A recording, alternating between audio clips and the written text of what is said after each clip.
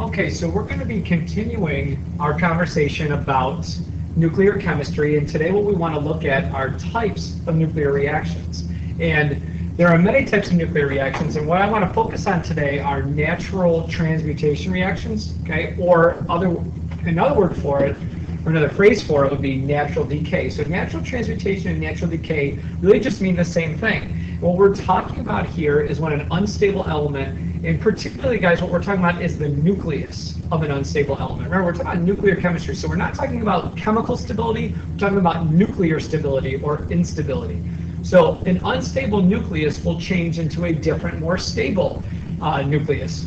So, and what's going to happen is the element is going to change. And there are several different types of natural transmutation. It all is based on what kind of radiation they're going to emit, or what kind of radiation they're going to give off to become stable. So the first one is called alpha decay. And what alpha decay is it emits an alpha particle. And an alpha particle is really just a helium nucleus. So you'll notice that I'm going to use the notation 42He. But that's not the only way I can express an alpha particle. I want to direct your attention to reference table O. Reference table O gives us all of the different types of particles and types of radiation that can be emitted in nuclear chemistry. And here's an alpha particle here. Here's that 42He. We're talking about the positively charged helium nucleus. But you could also represent it with this notation, okay? And so that's just a symbol for an alpha particle. And just remember, the top number is generally talking about the mass, or the mass number, and the bottom number is talking about the charge. Okay, so we're talking about the nucleus of a helium atom is an alpha particle with 2 protons and a total mass of 4. I also want to direct your attention to reference table N, which lists a whole bunch of radioisotopes. Okay, so this is your different radioactive isotopes, and not only does it give the half-life, but it also gives you the decay mode. And what the decay mode will say is, or will tell you, is basically what type of radiation will it be giving off. You can see the very first one there, gold 198 gives off beta particles when it decays. So back to writing these different types of reactions. If we wanted to do an example, so on the next page of your note packet, what we've got is a radioactive element called radium. And what I can do is I can actually fill in the atomic numbers of these isotopes, and then I can get that information right off of the periodic table, okay? So radium has an atomic number of 88, whereas radon has an atomic number of 86. And what I know is that this is going to give off an alpha particle when it decays. So what's happening here is a radioactive radium is emitting alpha particles and becoming a more stable radon. And what I want to direct your attention to is look at what's happening to the mass numbers on both sides of the equation and the atomic numbers on both sides of the equation. On the left, we've got a total mass of 226. On the right, we have 222 plus 4, which of course is going to equal 226. So you can use these things to figure out what a missing reactant or product is going to be. 88 on the left, 86 plus 2 gives me 88 on the right. What if I didn't know that radium gave off an alpha particle? Well, again, remember, you have reference table N right here. And here is radium 226, and you go over to the next column and look at this little symbol there. So it's telling you that radium 226 emits alpha particles when it decays. I also want to make sure that you understand that this is natural transmutation. If you notice in natural transmutation, you only have one particle on the left-hand side, one thing on the left-hand side. Okay, that's because this is happening without the help of anything else. There's no other reactant that's helping it along. So here is a skill that I really want you to be able to do. Write the decay reaction, or it could say decay equation for plutonium-239. Well, I can actually get started right away by just looking up the atomic number of plutonium-239. And so if I find Pu on the reference tables, I notice that it has an atomic number of 94. Okay? And I know that this is going to undergo natural transmutation, so it's going to give off some kind of radiation, and it's going to become something else. Well, what is plutonium-239 going to give off? Table N comes up, right? We got to find plutonium-239, and it's right above the one that we just did. Here's plutonium-239, and it's going to give off alpha radiation. It's going to give off alpha particles. So I know that I can, on the other side of the arrow, I can write down 4, 2, and I can write the HE, or I can write that little alpha symbol. And now I can use simple math to figure out what's my missing product. So when I look at it, I have a total of 239 on the left. Well, I have 4 on the right. So basically 4 plus what gives me 239? 235. So I know my missing top number, my missing mass number is 235.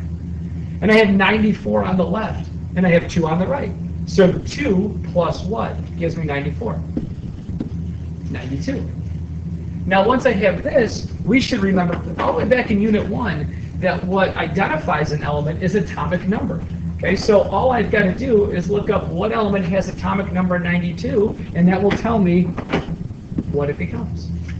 And sure enough, that is uranium.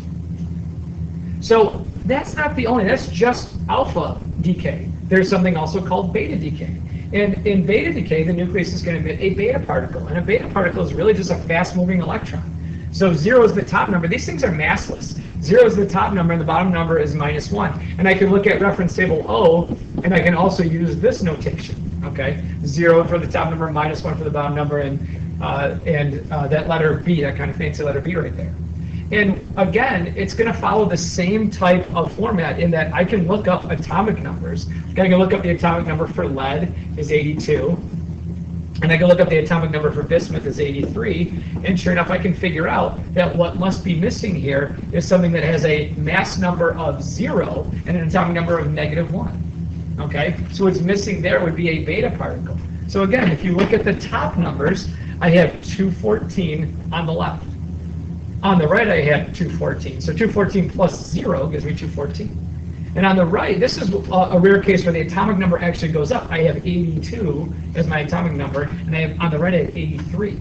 So 83 plus a -1 is why that would equal 82 right there.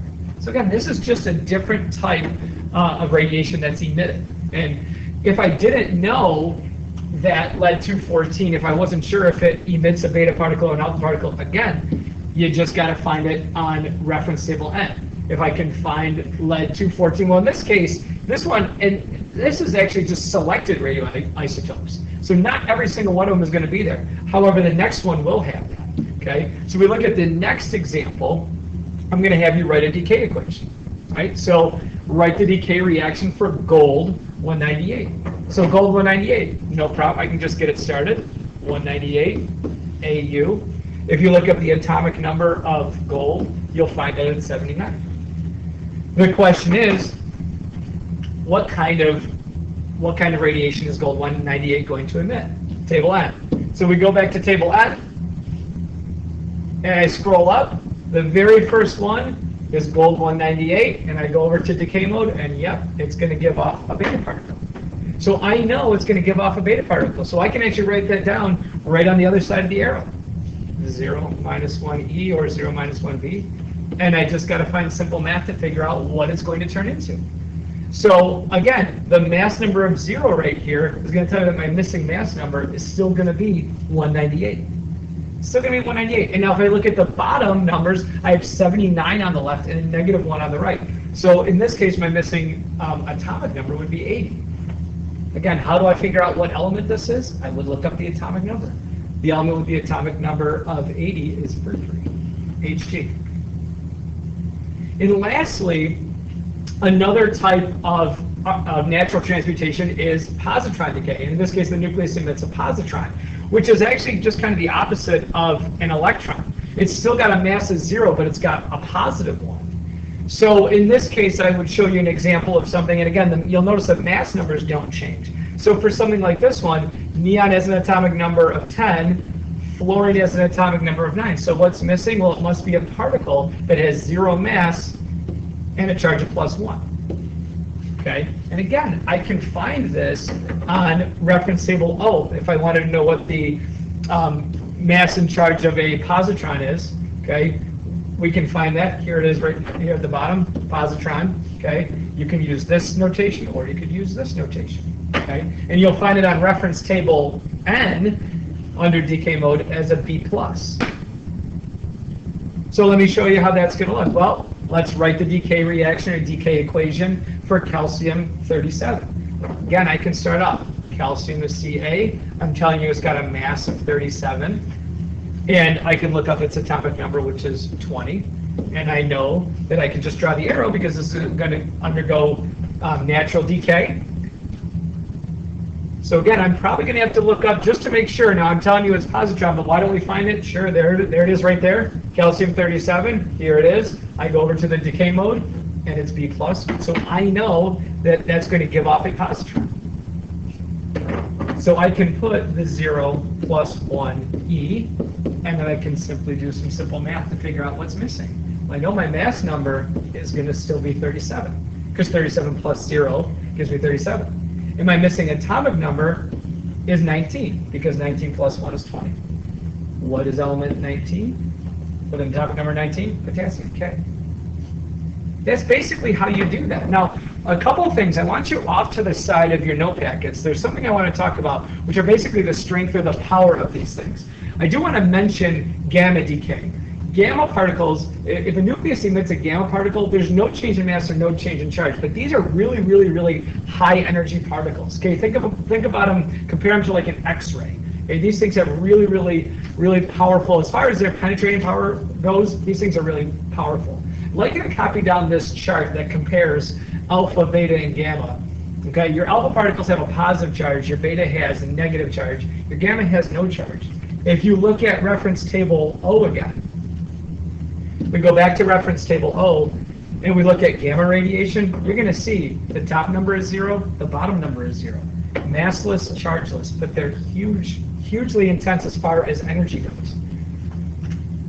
And you're going to notice that when something emits an alpha particle, there's going to be the greatest change in mass because that's the heaviest of these particles.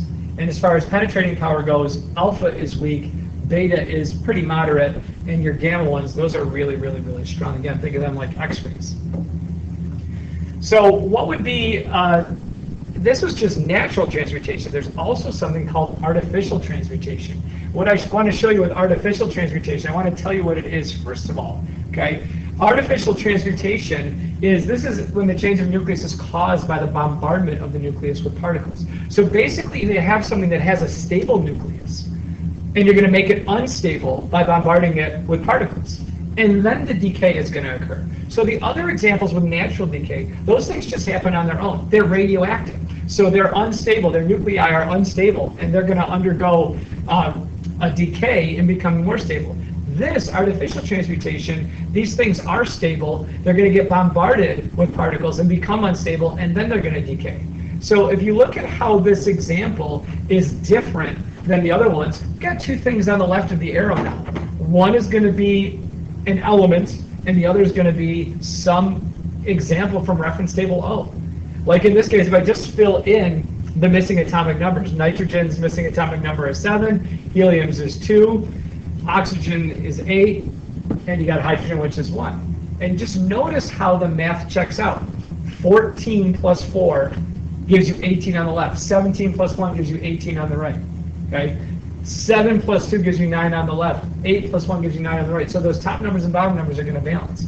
And what's different about them is you can always recognize them. There's going to be two things on the left here, one element and one particle. So that's how you can differentiate between natural transmutation and artificial transmutation. And again, you're going to be able to just use simple math to figure out a missing reactant or missing product, just by looking at those top numbers and the bottom numbers. And that's something that we're going to practice when class resumes tomorrow. Thank you very much. I'll see you tomorrow.